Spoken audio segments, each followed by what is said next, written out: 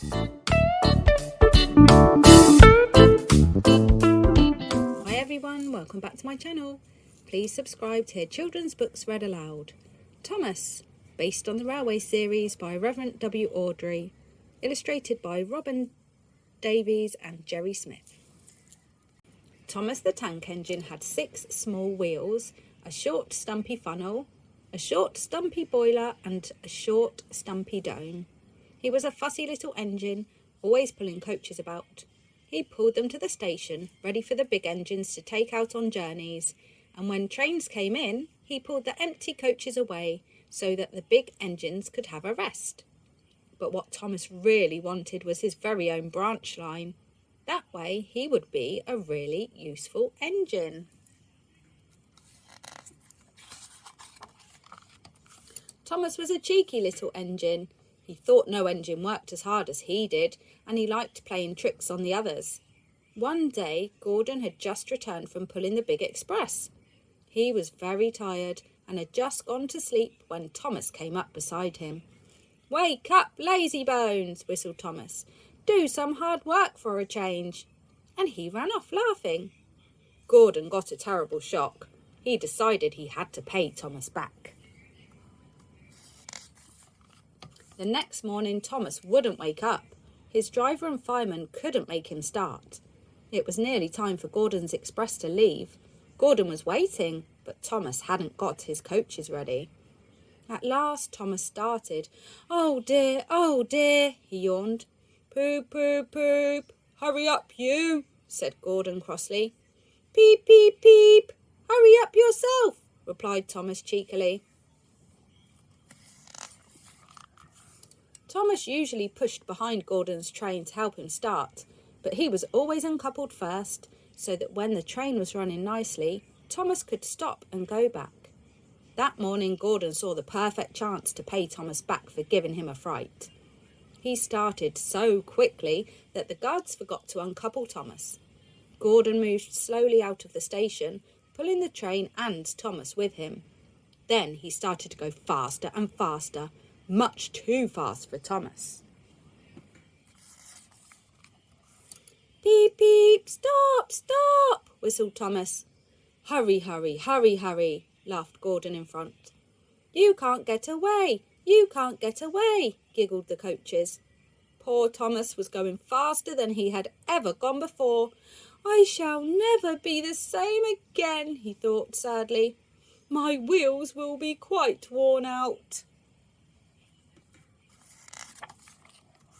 At last they stopped at a station. Thomas was uncoupled and given a long, long drink. "Well, little Thomas," chuckled Gordon, "now you know what hard work means, don't you?" Poor Thomas was too breathless to answer.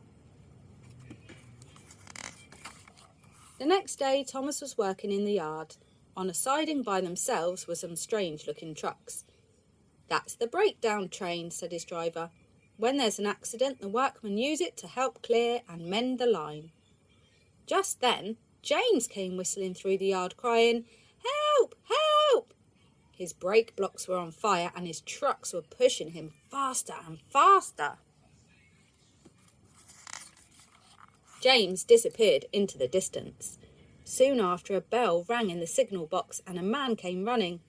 "James is off the line! We need the breakdown train quickly!" he shouted.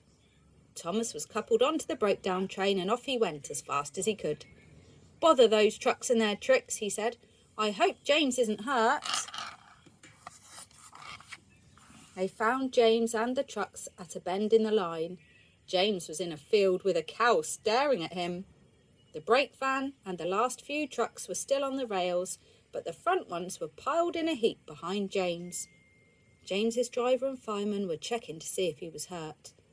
"Don't worry, James," his driver said. "It wasn't your fault. It was those troublesome trucks." Thomas pushed the breakdown train alongside James. Then he pulled the trucks that were still on the line out of the way. "Oh dear, they groaned. "Serves you right, puffed Thomas crossly. As soon as the other trucks were back on the line, Thomas pulled them away too, He was hard at work all afternoon.